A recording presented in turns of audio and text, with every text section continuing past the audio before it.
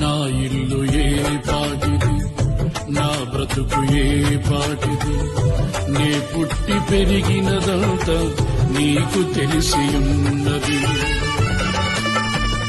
నా ఇల్లు ఏ పాటిది, నా బ్రతుకు ఏ పాటిది, నే పుట్టి పెరిగినదంతా నీకు తెలిసి ఉన్నది.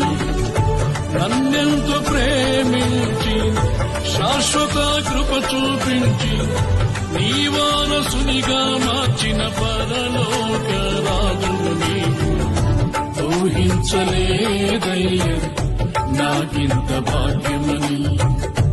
ఊహకు మించినవి నా ఎడల నీ కార్యములు, యేసయ్య నీ కార్యములు.